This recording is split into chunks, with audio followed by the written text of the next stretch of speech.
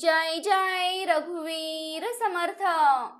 नमस्कार प्रेमळ भक्तांनो, आपल्या चॅनेलवर तुमचं मनापासून स्वागत आहे। समर्थ तुमच्या सर्व चांगल्या इच्छा लवकरात लवकर पूर्ण करू देत आणि नेहमी तुम्हाला सुखात, आनंदात आणि हसत खेळत ठेवू देत, ही समर्थांच्या चरणी नम्र प्रार्थना। समर्थांना नमस्कार करून आजच्या सुंदर व्हिडिओची सुरुवात करूया। मित्रांनो, जीवन जगत असताना या गोष्टी नेहमी लक्षात ठेवा। जी व्यक्ती स्वतःवर खुश नाही, ती व्यक्ती जगातील कोणतंही सुख मिळालं तरी सुखी राहू शकत नाही। मित्रांनो, मदत मागण्यासाठी तर सगळेच जण येतात, पण जेव्हा आपल्याला मदतीची गरज असते तेव्हा मदत करणारं कोणीच येत नाही। तुटलेल्या गोष्टी मनाला जास्त दुःख देतात, जसं की विश्वास, मन, झोप आणि दुसऱ्यांकडून केलेल्या अपेक्षा। भक्तांनो, देव म्हणतो चांगले कर्म करा आणि केलेले कर्म तुम्ही विसरून जा। वेळ आल्यानंतर त्या कर्माचं फळ तुम्हाला नक्कीच मी देणार आहे, यावर नेहमी विश्वास ठेवा। मित्रांनो, आपले लोक तेच असतात ज्यांना आपल्या दुःखाची जाणीव असते, नाहीतर आपली विचारपूस रस्त्यांवरून येणारी जाणारी लोक सुद्धा करतात। मित्रांनो, कोणतीही इच्छा पूर्ण झाली नाही तर आपला क्रोध वाढतो आणि पूर्ण झाली तर लोभ वाढतो। त्यामुळे आयुष्यामध्ये प्रत्येक परिस्थितीमध्ये धैर्य ठेवणे श्रेष्ठ आहे। जेव्हा तुम्ही दुसऱ्यांसाठी चांगल्या गोष्टीचा विचार करता तेव्हा त्याच गोष्टी तुमच्या आयुष्यामध्ये येतात। आणि मित्रांनो, हाच निसर्गाचा नियम आहे। ब्लेडची धार खूप जास्त असते, पण ती धार झाड कापू शकत नाही। मित्रांनो, कुऱ्हाड मजबूत असते, पण कुऱ्हाड केस कापू शकत नाही। अगदी त्याचप्रमाणे प्रत्येक माणूस त्याच्यामधील गुणांनुसार श्रेष्ठ बनत जातो। म्हणूनच स्वतःची बरोबरी कधीच दुसऱ्यांबरोबर करू नका। मित्रांनो, एक गोष्ट नेहमी लक्षात ठेवा, आपण केलेल्या कष्टाचं फळ आपल्याला नक्कीच मिळतं आणि अडचणींचं उत्तर उशिरा का होईना ते पण नक्कीच मिळतं। मित्रांनो, अशा व्यक्तीच्या शक्तीचा कोणीच मुकाबला करू शकत नाही, ज्याच्याजवळ खूप सहनशक्ती आहे। आयुष्य जगत असताना मौन राहणे खूप आवश्यक आहे, पण वेळ जेव्हा मर्यादेची येते त्यावेळी शस्त्र हातात घेणं हे पण गरजेचं आहे। मित्रांनो, लढण्याची ताकद प्रत्येकाजवळ असते, पण कोणाला जिंकणं आवडतं तर कोणाला नातं निभावणं आवडतं। मृत्यू आणि हसणं हे दोन शक्तिशाली उपकरणं आहेत। मृत्यू सगळ्या समस्या संपवण्याचा मार्ग आहे, तर हसणं सगळ्या समस्यांपासून वाचण्याचा मार्ग आहे। मित्रांनो, मन दुःखी असेल तर कधीही वाईट शब्द बोलू नका, कारण आपलं मन नंतर कधीही नीट होऊ शकतं, पण एकदा बोललेले शब्द परत माघारी घेता येत नाहीत। मित्रांनो, बोलणारा माणूस विचार न करता काहीही बोलून जातो, पण कधी हा विचार केला का की ऐकणाऱ्याच्या मनाला काय त्रास होत असेल? मित्रांनो, बुद्धी तर प्रत्येकाजवळच असते, परंतु चालाकी करायची की इमानदारीने जगायचं हे आपल्या संस्कारांवर अवलंबून असतं। देव म्हणतो, ज्याला साथ द्यायची असेल त्याला न घाबरता समोर येऊन साथ द्या। मित्रांनो, लोक तुम्हाला विरोधी म्हणतील, नाहीतर गद्दार म्हणतील, पण तुमच्या मनात असेल तर त्या व्यक्तीला नक्की साथ द्या। ज्या व्यक्तीने आपल्या मनावर नियंत्रण मिळवलं आहे त्या व्यक्तीची सफलता देव कधीच थांबवत नाही. मित्रांनो, अहंकारामुळे सुद्धा बऱ्याच वेळा नाती तुटतात. प्रत्येक वेळी माणसाने केलेल्या चुका हे कारण नसतं. हृदयापासून जे दिले जाते ते हातांनी देऊ शकत नाही, आणि जे मौन राहून बोलता येतं ते शब्दांनी कधीच बोलता येत नाही. जी लोक तुमच्या भावनेचा कधीच विचार करत नाहीत, मित्रांनो, त्यांच्यापासून दूर जाणं चांगलं आहे. प्रत्येक जवळच्या माणसाला आपल्या मनातील गोष्टी सांगत जाऊ नका, कारण आज जो माणूस तुमच्या बरोबर आहे, उद्या तोच माणूस तुमच्या विरोधात जाऊ शकतो. मित्रांनो, देव म्हणतो, तुम्ही स्वतः कधीच हार मानू नका. बाकी सगळं मी पाहून घेतो. मित्रांनो, तुमचा त्या परमेश्वरावर विश्वास असेल तर आत्ताच या व्हिडिओला लाईक करा, आणि ज्यांना याची गरज आहे त्यांना नक्की शेअर करा.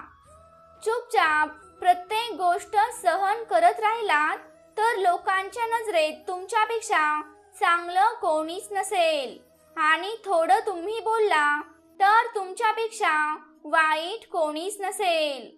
मित्रांनो, सांभाळून ठेवलेली वस्तू आणि लक्ष देऊन ऐकलेल्या गोष्टी कधीही उपयोगी पडतात. देव म्हणतो, ज्या लोकांकडे चांगले विचार आहेत आणि ज्यांच्याकडे चांगले संस्कार आहेत त्यांच्या हातात नामस्मरणाची माळ पकडण्याची काहीच गरज नाही, कारण त्यांचे सत्कर्मच त्यांना त्यांच्या आयुष्यात चांगले फळ देणारे असते. मित्रांनो, जीवनात पुढे जायचं असेल तर धैर्य व्हा, कारण जास्तीत जास्त लोकांचं बोलणं आपल्या मनाची शक्ती कमी करणारं असतं. देव म्हणतो, जर माझा भक्त मौन राहून सगळं ऐकत असेल तर लक्षात ठेवा, त्याचे मौन आणि त्याच्या विश्वासाचे उत्तर मी स्वतः देतो. एक दिवस तुम्ही तक्रार तुमच्या वेळेविषयी नाही तर स्वतःविषयीच कराल की एक सुंदर आयुष्य तुमच्या समोर होतं, पण तुम्ही दुनियादारी करण्यात व्यस्त राहिलात. मित्रांनो, ज्या माणसाला आपल्या आयुष्यामध्ये, आपल्या आसपासच्या लोकांमध्ये सगळ्या गोष्टी चुकीच्याच दिसू लागतात, तो माणूस या जगात कधीच आनंदी राहू शकत नाही. मित्रांनो, नेहमीच चांगल्या लोकांच्या संगतीत राहा. जोपर्यंत तुम्ही समोरच्या व्यक्तीने तुम्हाला इज्जत द्यावी याची अपेक्षा करत राहाल, तोपर्यंत मित्रांनो तुमचा अपमान होत राहील, आणि जोपर्यंत तुम्हाला वाटणार नाही की लोकांनी तुमची कदर करावी, तोपर्यंत तुमची कोणीही कदर करणार नाही. मित्रांनो, कोणत्याही चूक नसलेल्या माणसाला धोका देणं, त्याला मुद्दाम त्रास देणं हे सगळ्यात मोठं पाप आहे. मित्रांनो, देव म्हणतो की आपल्या जीवनाचे 3 प्रकार आहेत: सात्विक, राजसी आणि तामसी. सात्विक अन्न खाल्ल्यामुळे आपले मन सात्विक होते. राजसी अन्न खाल्ल्यामुळे आपल्याला रोग, दुःख निर्माण होते, आणि जे तामसी आहार घेतात त्यांचं मन चिडचिड होतं, आणि अशा व्यक्तींना लवकर राग येतो. मित्रांनो, जर का लोकांना सांगितलं तर लोक तुमच्यापासून दूर पळू लागतील, कारण त्यांना माहीत असतं जेवढं अशा माणसाच्या जवळ राहील तेवढं ह्याचं दुःख मला ऐकतच बसावं लागेल. आणि मित्रांनो, तुम्ही जर का सफल झालात तर लोकांना ते सुद्धा आवडणार नाही. मित्रांनो, हे जग फार विचित्र आहे. दुःखी माणसाची मदत कोणीच करत नाही, आणि सफल माणसाला खुश राहू देत नाही. मित्रांनो, स्वतःला असं कधीही बनवू नका की लोक तुमचा गैरफायदा घेतील, आणि स्वतःला कधीच लाचार बनवू नका. तर मित्रांनो, तुम्हाला कसं बनायचं आहे हे तुमच्या विचारांवर अवलंबून आहे.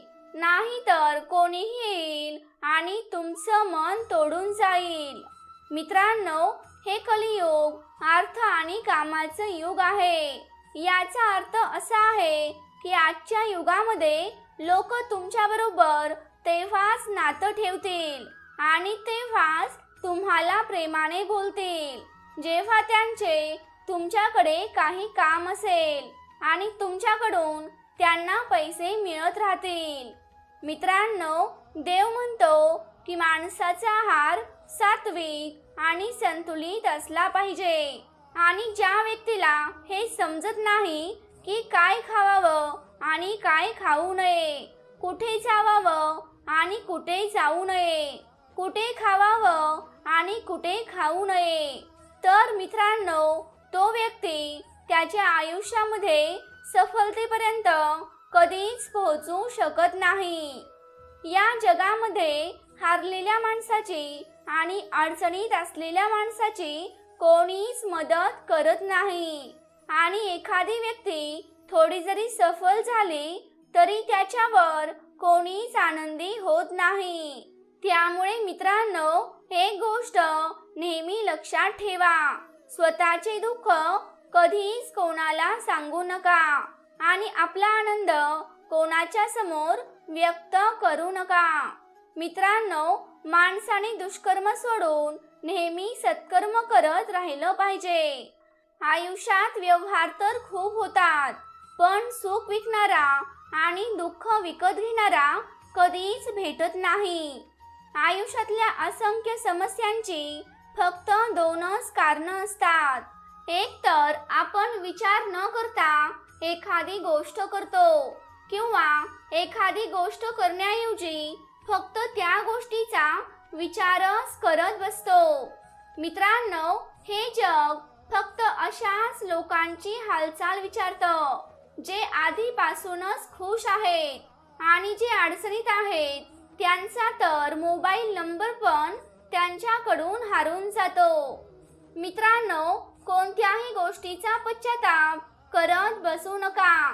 जर ती गोष्ट चांगली असेल तर चांगलंच आहे आणि एखादी गोष्ट वाईट असेल तर तो एक अनुभव आहे.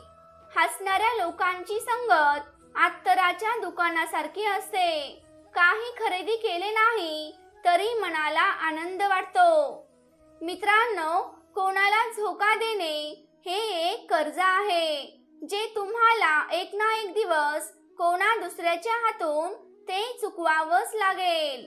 मित्रांनो, ज्याच्यावर आपण सगळ्यात जास्त प्रेम करतो आणि त्याच्यातच सगळ्यात जास्त ताकद असते आपल्याला सगळ्यात जास्त रडवण्याची.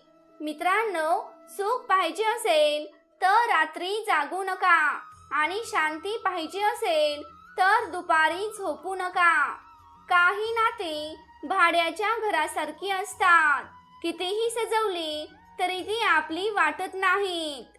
मित्रांनो, आनंदी राहण्याचा दुसरा कोणताही मार्ग नाही, कारण आनंदी राहणं हाच एक मार्ग आहे. एका माणसाने एका साधूला विचारलं, एवढी गरमी का वाढत आहे? साधूचं उत्तर ऐकून माणूस स्तब्ध होऊन तो साधूकडे पाहतच राहिला.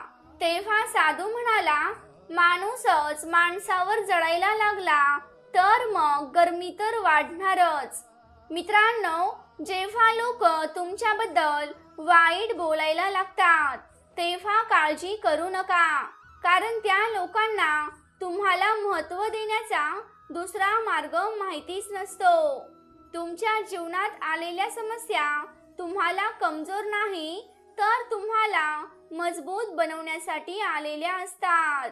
मित्रांनो, प्राण गेल्यानंतर माणसाचं शरीर स्मशानात जळत राहतं, पण नात्यांमधील प्रेम निघून गेलं तर माणूस मनातल्या मनात दररोज जळत राहतो. प्रत्येक नातं हे एखाद्या पक्षासारखं असतं. जर तुम्ही जबरदस्ती त्याला पकडून ठेवलं तर ते मरून जातं आणि जर तुम्ही त्याला हलकेच पकडलं तर ते उडून जातं. पण जर तुम्ही त्याला प्रेमाने पकडून ठेवलं तर ते नेहमीच तुमच्या सोबत राहील. मित्रांनो, मावळणारा सूर्य या गोष्टीचं प्रतीक आहे की शेवट पण खूप सुंदर असू शकतो.